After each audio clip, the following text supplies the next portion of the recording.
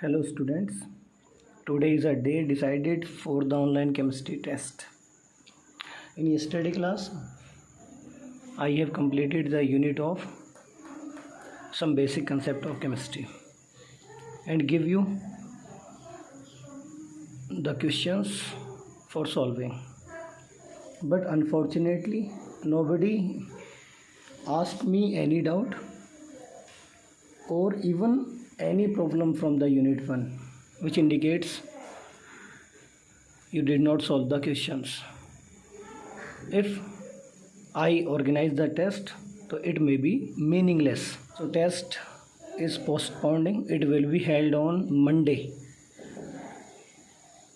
In today's class, I am sending you the solution of NCERT Unit 1 and you can solve the questions after seeing this lecture.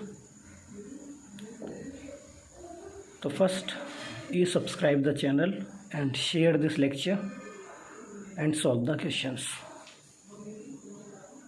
Good morning 11th. Hope all of you are fine. Today we are going to discuss NCERT text book exercise. शुरुआत करते हैं. सारे question देखेंगे एक एक करके. उम्मीद तो है कि आप सबने बहुत सारे क्वेश्चन ट्राई किए होंगे, लेकिन बहुत सारे बच्चे ऐसे हैं जिन्होंने एक भी क्वेश्चन नहीं किया होगा. शुरू करते हैं पहले क्वेश्चन से.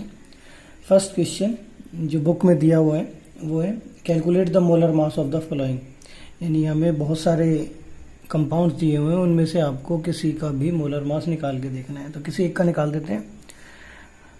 सबसे आसान है, लेकिन कुछ ऐसे बच्चे हैं जिन्होंने बिल्कुल नहीं किया तो उन्हें बताना फिर भी पड़ेगा. CO2 mass of carbon plus mass of oxygen into 2, 12 plus 16 multiply by 2, 12 plus 32 और ये हो गया 44 EU यूनिफाइड मास. ये आपकी यूनिट होगी. नेक्स्ट वन, सेकेंड क्वेश्चन कह रहा है calculate the mass percentage of different elements present in sodium sulphate. Sodium sulphate ये क्वेश्चन आपने पहले कर रखा है, लेकिन फिर एक बार देख लेते हैं. फॉर्मूला क्या होगा? सोडियम Na और सल्फेट होता है SO4. Na होता है +1, SO4 होता है -, इन्हें एक्सचेंज कर दो. फॉर्मूला बन जाएगा इसका Na2SO4. फॉर्मूला इंपॉर्टेंट है. मास परसेंटेज हमेशा फॉर्मूले से निकलती है. अब उसने कहा calculate the mass percent of different element. कितने एलिमेंट हैं? 3. सबसे पहले इसका मोलर मास निकाल लो. बहुत आसान है. 2 इंटू Na. Na का मास होता है 23 plus sulphur 32 plus oxygen 16 into 4, 46 plus 32 plus 64, 6 4 10. ये हो गया आपका टोटल इसका मास 2 और ये हो गया 142. अब हमें किसकी चाहिए? Percentage of Na. तो परसेंटेज कंपोजिशन का फॉर्मूला था mass of that element in compound. हमें Na का एटॉमिक मास नहीं चाहिए, 23 नहीं चाहिए, हमें चाहिए Na इस कंपाउंड में कितना है. बस यही ट्रिक है इसकी. ठीक है. 46 into 100 upon total mass. Total mass कितना है? 142. कैलकुलेट कर लो परसेंटेज ऑफ Na. इसी तरह से परसेंटेज ऑफ S और 100 में इन दोनों का सम कर दो तो ऑक्सीजन आ जाएगा, नहीं तो ऑक्सीजन को अलग से कैलकुलेट कर लो. चलो नेक्स्ट क्वेश्चन पे. Determine the. नेक्स्ट क्वेश्चन कह रहा है determine the empirical formula of oxide of iron which has इतने इतने इतने बाई मास. ठीक है, बहुत इजी क्वेश्चन है. आपको टेबल बनानी है. ये मैंने टेबल ड्रॉ कर दी रफली. सबसे पहले क्या आएगा? Serial number. 2 ही है एलिमेंट, एक आयरन और एक ऑक्साइड, तो ऑक्सीजन. आयरन यहाँ पे एलिमेंट में पहले आ गया Fe और दूसरा आ गया O. मास परसेंटेज, तो मास परसेंटेज एक है 69.9 और दूसरा है 30.1. तो ये मास परसेंटेज ही हम क्या लेते हैं हमेशा? वेट. और अब यहाँ पे क्या लिखेंगे हम? यहाँ पे लिखते हैं हम एटॉमिक मास. आयरन का मास आप चाहो तो एग्जैक्ट लिख सकते हो, नहीं तो 55.6. वैसे होता है 55.85, लेकिन 55.6 भी होता है, 55.8 भी होता है. तो किताबें कई बार 56 भी ले लेती हैं, डिफरेंट ले लेती हैं, तो आपको जो दिया जाए उससे कर सकते हो। तो 56 एग्जैक्ट कर लो। और ऑक्सीजन का सबको पता है कितना, 16। आप कट कर लो। सबसे पहले क्या निकालेंगे हम, number of moles. Given mass 69.9 upon 56 और ऑक्सीजन 30.1 अपॉन 16। कट कर लो। यहाँ पे जो वैल्यू आएगी उसके बाद जो सबसे लीस्ट वैल्यू होगी उससे कट करेंगे, तो वो मिलेगा हमें क्या, सिंपल रेशियो। सिंपल रेशियो निकाल लो। और सिंपल रेशियो अगर होल नंबर है तो अच्छी बात है, नहीं है तो एक और कॉलम बन जाएगा सिंपल होल नंबर रेशियो। समझ में आया? सबसे पहले हम सीरियल नंबर लिखेंगे, एलिमेंट का नेम सिंपल लिख देंगे, फिर उसके बाद में मास परसेंटेज जो वेट के रूप में आएगा, उसके बाद एटॉमिक मास, इसे कट कर दो, नंबर ऑफ मोल्स आ जाएंगे। अगर वो मोल्स में जो भी सबसे लीस्ट वैल्यू है, अगर ये 1 है ये 2 है तो 1 से कट करना है, ये 2 है ये 4 है तो 2 से कट करना है, ये 9 है ये 8 है तो 8 से कट करना है दोनों को। एक टर्म बन जाएगी 1 और दूसरा आएगा 1 के रेस्पेक्ट में। अब यहां पर दोनों होल नंबर है, ठीक है, नहीं होल नंबर है तो किसी नंबर से मल्टीप्लाई कर लो। सॉरी, ठीक है। इसका next question, calculate the amount of CO2 that would be produced when 1 mole of carbon is burned in air। 1 mole of carbon burned in air। तो सबसे पहले CO2 जब बनती है तो रिएक्शन ये होती है, C + O2 gives CO2। 1 मोल और 1 मोल, ठीक है। उसने अमाउंट पूछा है CO2 का, ठीक है, बता देंगे। हमने यहाँ क्या लिया है, 1 मोल ऑफ कार्बन, तो ये 1 मोल कार्बन हो गया। और ये एयर है, एयर का मतलब अब ऑक्सीजन यहाँ कैसी है, अनलिमिटेड, तो ये क्या हो गया, लिमिटेड। अरे एयर में तो ऑक्सीजन लिमिटेड अमाउंट में होता है। तो हम क्या लेंगे यहाँ पे, 1 मोल के रेस्पेक्ट में कितना बन रहा है, 1 मोल, तो 1 मोल कार्बन कितना देगा, 1 मोल CO2, जिसका मास कितना होता है 44 ग्राम। सेकेंड पार्ट भी है इसका, 1 mole of carbon is burn 16 gram of oxygen. यहाँ 1 मोल है और यहाँ 16 ग्राम है, तो हम 16 ग्राम से पहले क्या करेंगे, मोल निकालेंगे। तो ऑक्सीजन का गिवन मास, O2 का गिवन मास है 16 और O2 का मोलर मास कितना है 32, तो कितने आ गए 0.5 मोल, यानी हम कहेंगे इसे हाफ मोल। ये 1 मोल है और ये कितना दिया है, हाफ मोल। अब रिएक्शन के अकॉर्डिंग 1 मोल से 1 मोल रिएक्ट करता है, तो हाफ मोल से कितना रिएक्ट करेगा, हाफ, यानी ये हाफ क्या है, लिमिटिंग। तो अब इसका तो रोल खत्म हो गया, प्रोडक्ट इसके ऊपर बेस्ड होगा। 1 मोल कितना दे रहा है, 1 मोल, तो हाफ मोल कितना देगा, हाफ मोल मीन्स 22 ग्राम। थर्ड पार्ट है उसे अपने आप करिएगा। नेक्स्ट क्वेश्चन देखते हैं। नेक्स्ट क्वेश्चन आपका मोलरिटी के ऊपर बेस्ड है, और इस तरह के क्वेश्चंस करने के 2 तरीके हैं, एक लॉजिक से और एक फॉर्मूले से। अगर किसी का लॉजिक एबिलिटी स्ट्रोंग है तो वो लॉजिक से कर सकता है, नहीं तो डायरेक्ट फॉर्मूले से करिए। उसने कहा है calculate the mass of sodium acetate. Sodium acetate का मास निकालना है, यानी गिवन मास चाहिए। रिक्वायर्ड टू मेक 500 ml, यानी इसका मतलब WB है सोडियम एसीटेट। फॉर्मूला हो गया CS3COONA। और अब जो सॉल्यूशन बनाना है ये हमें निकालना है। सॉल्यूशन का अमाउंट दे दिया उसने 500 ml, V दे दिया 500 ml वॉल्यूम, और आगे कहा है molar aqueous solution 0.375 molar. Molar दे दिया तो ये क्या हो गई इसकी मोलरिटी, और एक्वस सॉल्यूशन है तो यानी उसने बता दिया, बाकी सब हमने पानी मिला दिया बस। वैसे तो हमें फॉर्मूला मिल गया, अगर फॉर्मूला ना भी देता तो भी हमें पता है कि सोडियम एसीटेट का मोलर मास कैसे निकालना है। वैसे इस क्वेश्चन में मोलर मास गिवन है, तो एम भी दे रखा है, डेट इज 82। आप 82.000 उसे छोड़ो, डायरेक्ट कैलकुलेशन के लिए एग्जैक्ट नंबर यूज करो, ठीक है। पहले करते हैं डायरेक्ट फॉर्मूले से। मोलरिटी गिवन है, capital M equal to WB into 1000 upon MV और इंटू वॉल्यूम।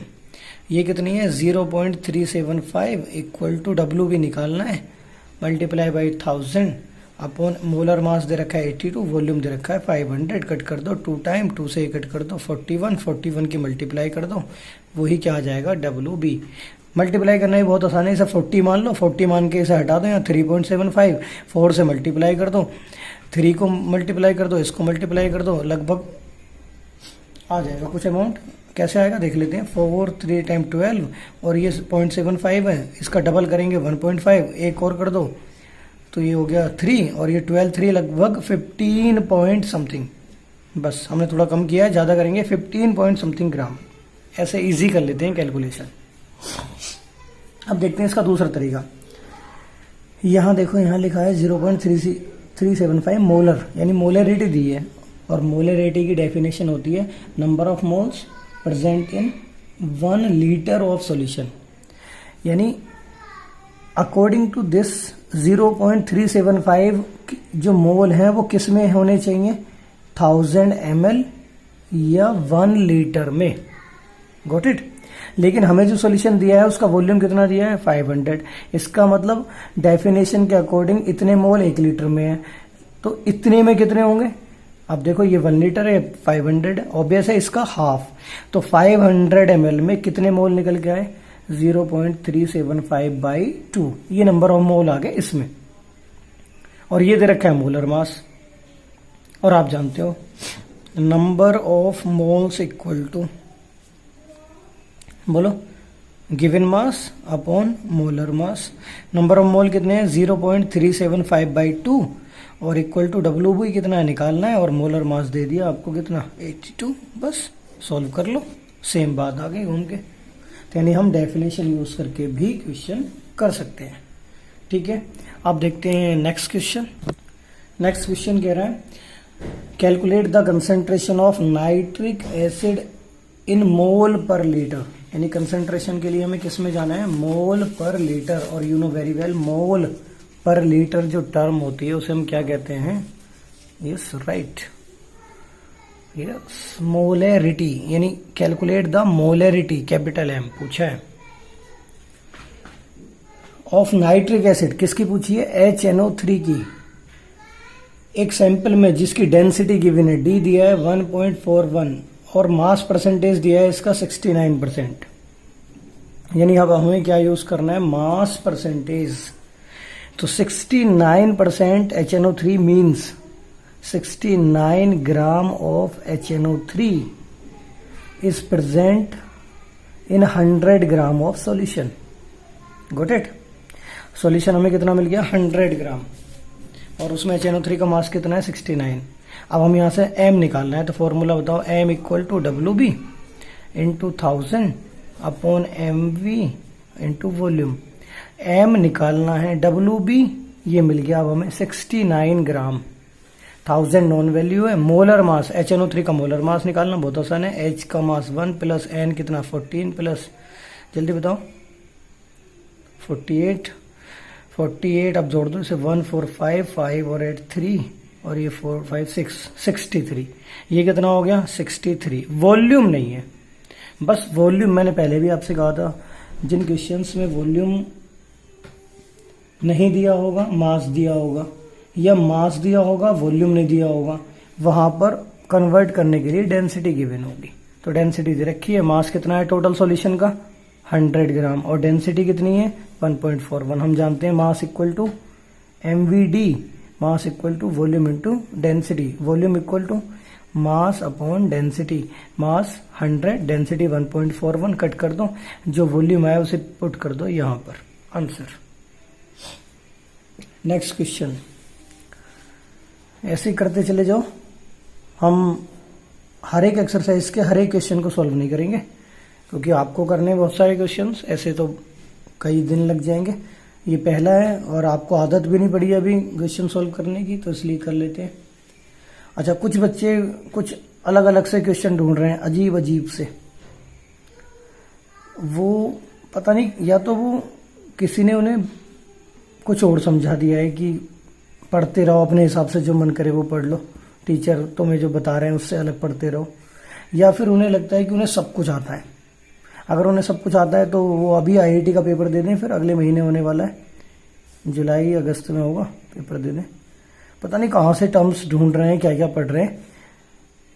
अभी आप 11th में हैं, आपके बेसिक्स वही हैं जो एनसीईआरटी कवर कर रही है। जब आपको एनसीईआरटी और आपके बेसिक्स क्लियर हो जाएं तो उसके बाद आपके पास पूरा टाइम है। आप टेम्परेरी किसी स्कूल में रजिस्ट्रेशन करा लें और आईआईटी की कोचिंग या नीट की कोचिंग कर लें। लेकिन 11th-12th में पढ़ रहे हैं 11th-12th में और क्वेश्चन ढूंढ रहे हैं आईआईटी के या एग्जाम्पलर्स या फिर पता नहीं कहाँ से ऐसी बातें, ऐसे ऐसे क्वेश्चन पूछते हैं कि लगता है पता नहीं बच्चे या तो कुछ जानबूझ के पढ़ रहे हैं या वो गलत लाइन पे जा रहे हैं। जैसे एक क्वेश्चन था, अब उसे चलो यहाँ डिस्कस नहीं करते। मैं फिर यही कहना चाहूँगा सब बच्चों से, स्कूल एक पर्टिकुलर लाइन पे चल रहा है और उस पर्टिकुलर लाइन के हिसाब से आपका सिलेबस सही डायरेक्शन में जा रहा है। हमने 2 वीक की क्लासेस में सारे बेसिक कंसेप्ट के साथ फर्स्ट यूनिट को ख़त्म कर लिया है। यानी कल से या मंडे से हम सेकेंड यूनिट शुरू कर देंगे और उम्मीद रखेंगे कि अगले 10 क्लासेस में वो पूरी हो जाए। उसके बाद हम थर्ड यूनिट पे जाएंगे, देन फोर्थ, देन फिफ्थ। और स्कूल जब तक नहीं खुलता, शायद अगस्त या सितंबर, तब तक एटलीस्ट 4 to 5 यूनिट्स कवर करनी है। उसके बाद स्कूल खुलने पे पूरा सिलेबस खत्म हो जाएगा। उसके बाद आपके 12th की तैयारी शुरू हो जाएगी। तो एक लेआउट होता है, स्कूल अपने लेआउट पे चलता है, उसकी एक अपनी टाइम लाइन है और वो गलत नहीं होती, वो बिल्कुल सही होती है। बहुत सारे लोगों ने उसे मिलकर बनाया होता है। तुम अभी इतने समझदार नहीं हो कि तुम अपने हिसाब से डिसाइड कर लो कि कब क्या पढ़ना चाहिए। अगर तुमने सब कुछ पढ़ लिया है तो फिर तो तुम्हें 11th में एडमिशन लेने की जरूरत नहीं। बहुत सारे स्कूल्स हैं जहाँ डायरेक्ट 12th हो जाता है, आप 12th भी कर सकते हो। तो ऐसे में मैं यही कहूँगा, एक्स्ट्रा पढ़ोगे कंफ्यूज हो जाओगे, और वो कंफ्यूज होने का मतलब है बर्डन आपके ऊपर बढ़ जाएगा। और वो बर्डन इतना हो जाएगा कि अभी तो शुरुआत है, जब आप थोड़ा आगे जाके पढ़ोगे तो बर्डन इतना हो जाएगा, फिर आप डिप्रेस हो जाओगे, क्योंकि फिर आपको लगेगा कैसे करें, कहाँ से करें। तो इसलिए जितना अभी चलाया जा रहा है उस हिसाब से पढ़िए। उन्हें भी देखिए, उन बच्चों के साथ भी हमें चलना है जिन्होंने अभी तक नोटबुक और पेन नहीं उठाया है। वो अभी ये इस उम्मीद में कि पढ़ लेंगे, तो स्कूल को उन्हें भी पढ़ाना होता है, उन्हें भी क्लासेस में एक साथ लेके चलना होता है। तो ये आपकी क्लास चल रही है, तो क्लास में आप उस हिसाब से चलें जैसे क्लास चलती है। अगर आपके डाउट्स हैं बहुत सारे, तो आप अपने डाउट्स इकट्ठे रखिए, कभी भी पूछ सकते हैं। लेकिन वो जो सिलेबस का पार्ट नहीं है उस पर बेवजह टाइम खराब मत करो। बाकी आपकी मर्जी है।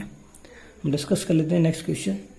उसने कहा how much copper can be obtained from 100 gram of copper sulphate. Copper sulphate दे रखा है और इसमें से कॉपर कहाँ है। ये मेरा तरीका है करने का, शायद आसान लगे, क्योंकि मैंने देखा है एनसीईआरटी एक्सरसाइज के बहुत सारे क्वेश्चंस बच्चों ने कर लिए हैं। कई क्वेश्चन बहुत मुश्किल थे, लेकिन उसके बाद भी उन्होंने कर लिए। तो मुझे लगता है कि उन्होंने वो साइड बुक की हेल्प से किए होंगे, और साइड बुक में जो मेथड दिए होते हैं वो आसान नहीं होते। वो क्वेश्चन को एक पर्टिकुलर लेआउट पे ही चलाते हैं, एक ढर्रे पे चलाते हैं। वो चाहे बच्चे को मुश्किल लगे, चाहे बहुत मुश्किल लगे, वो वैसे ही करना होता है। तो ऐसे में अगर आपको वो क्वेश्चन नहीं हो रहे थे तो आपको उसे छोड़ देना चाहिए था और इंतजार करना चाहिए था मुझसे पूछने का या फिर मेरे समझाने का। लेकिन आपने उन क्वेश्चंस को उस तरीके से कर लिया जैसे बुक में हो रहे हैं। तो अब ये आपकी समझ है, आपको वो करके दिखाना था, चाहे देख के ही किया हो। क्योंकि मुझे नहीं लगता इसी पहली यानी फर्स्ट एक्सरसाइज में कई क्वेश्चन ऐसे हैं जिसे 11th का कोई स्टूडेंट नहीं कर सकता, बिल्कुल नहीं कर सकता, जब तक आप उसे एक बार होते हुए ना देख लो। तो ऐसे में मुझे लगता है 100% आपने देख के ही उसे किया होगा, या फिर अब नहीं किया होगा तो 10 दिन 15 दिन पहले देख के कर लिया होगा, उसके अकॉर्डिंग किया है। लेकिन इस तरीके से करेंगे हम। CuSO4 के फॉर्मूले के हिसाब से उसमें कितना Cu दिख रहा है हमें, 1। अब उसने कहा CuSO4 में कॉपर बताना है जब CuSO4 का अमाउंट है 100 ग्राम। बस ये हमें पूछना है, बहुत आसान है। अब हम इसके मोलर मास पे जा रहे हैं। इसका मोलर मास हमें निकालना पड़ेगा। दे रखा है Cu का मास होता है 63.5 प्लस सल्फर 32 प्लस 64, इन सब का सम कर दो। सम करके ये आ जाएगा 9.5 और ये 426 और ये 639 159.5 मिल गया। यानी इसका मोलर मास है 159.5 और उसमें कॉपर का मोलर मास कितना हो गया, देखो 1 है 1, तो कॉपर कितना है इसमें अभी 63.5। बस ये रिलेशन बना लो। कैसे करेंगे, 159.5 CuSO4 कंटेन्स, इसी तरह से करेंगे तो आसान लगेगा। कितना 63.5 ग्राम Cu, तो 1 कितना होगा 63.5 अपॉन 159.5, देन कितना दे रखा है 100, मल्टीप्लाई कर दो 100 से, कैलकुलेशन कर लो, अमाउंट आ जाएगा। नेक्स्ट पे चलते हैं। Determine the molecular formula of oxide of iron. अच्छा ये रिपीट हो गया, ये क्वेश्चन रिपीट हो गया, ठीक है, लेकिन हम उसने कहा given the molecular formula of iron oxide. इस बार इसने मोलिकुलर मास दे रखा है, तो जब मोलिकुलर मास दे रखा है तो हम पहले एम्पिरिकल फॉर्मूला निकालेंगे, उससे एम्पिरिकल फॉर्मूला मास निकालेंगे और फिर निकालेंगे एन की वैल्यू। एन इक्वल टू होना, बोलो molecular formula mass upon empirical formula mass, cut कर लेंगे, एन आ जाएगा और उस एन को कहाँ लगा देंगे, yes, molecular formula equal to empirical formula का एन। इस तरह से इक्वेशन सॉल्व हो जाएगा। Next one, calculate the atomic mass of chlorine. ये हमने एग्जांपल में कर लिया। किसी का भी एवरेज मास निकालना होता है तो होता है percentage of that isotope multiply by its atomic mass plus another one upon 100। Next question बहुत बढ़िया है बहुत छोटा सा लेकिन थोड़ा सा दिमाग का ट्विस्ट कराने वाला है। इन 3 मोल्स ऑफ इथेन, ध्यान से देखो, जिनका मोल कंसेप्ट अगर अभी भी क्लियर नहीं है वो अब हो जाएगा।